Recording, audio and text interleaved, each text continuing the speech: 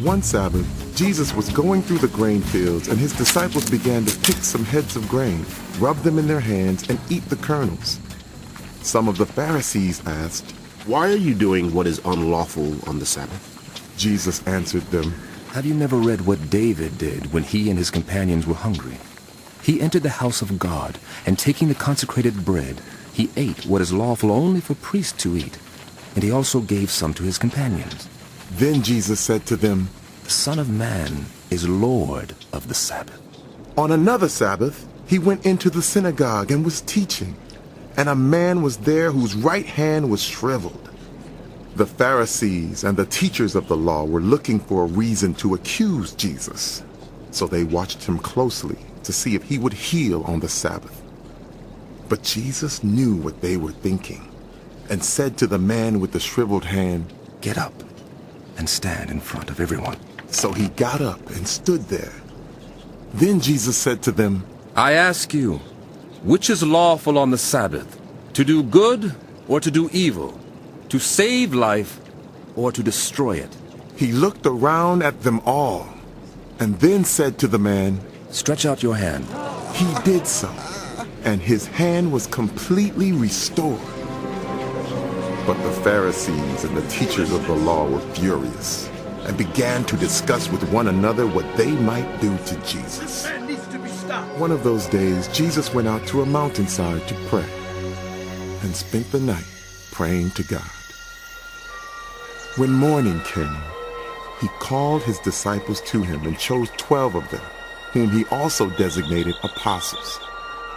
Simon, whom he named Peter, his brother Andrew, James, John, Philip, Bartholomew, Matthew, Thomas, James, son of Alphaeus, Simon, who was called the Zealot, Judas, son of James, and Judas Iscariot, who became a traitor. He went down with them and stood on a level place. A large crowd of his disciples was there, and a great number of people from all over Judea, from Jerusalem, and from the coastal region around Tyre and Sidon, who had come to hear him and to be healed of their diseases. Those troubled by evil spirits were cured. Out of them! The people all tried to touch him, because power was coming from him and healing them all. Looking at his disciples, he said, Blessed are you who are poor, for yours is the kingdom of God. Blessed are you who hunger now, for you will be satisfied. Blessed are you who weep now, for you will laugh.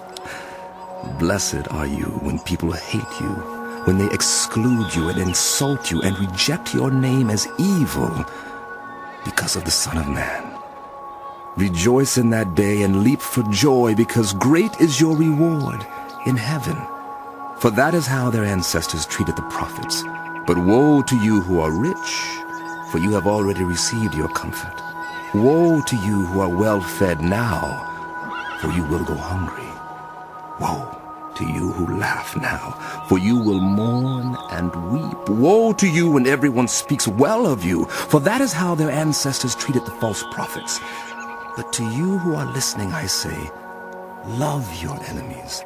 Do good to those who hate you. Bless those who curse you. Pray for those who mistreat you. If someone slaps you on one cheek, turn the other also. If someone takes your coat, do not withhold your shirt. Give to everyone who asks you, and if anyone takes what belongs to you, do not demand it back. Do to others as you would have them do to you. Yes, Lord. If you love those who love you, what credit is that to you? Even sinners love those who love them. And if you do good to those who are good to you, what credit is that to you? Even sinners do that. And if you lend to those from whom you expect repayment, what credit is that to you? Even sinners lend to sinners, expecting to be repaid in full.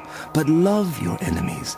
Do good to them, and lend to them without expecting to get anything back. Then your reward will be great, and you will be children of the Most High, because he is kind to the ungrateful and wicked. Be merciful, just as your Father is merciful. Do not judge, and you will not be judged. Do not condemn, and you will not be condemned. Forgive, and you will be forgiven.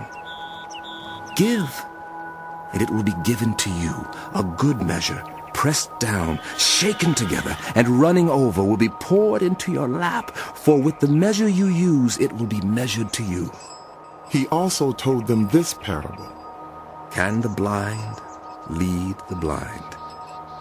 Will they not both fall into a pit? Students are not above their teacher, but all who are fully trained will be like their teacher. Why do you look at the speck of sawdust in someone else's eye and pay no attention to the plank in your own eye? How can you say, "Friend, let me take the speck out of your eye," when you yourself fail to see the plank in your own eye? Oh, you hypocrite.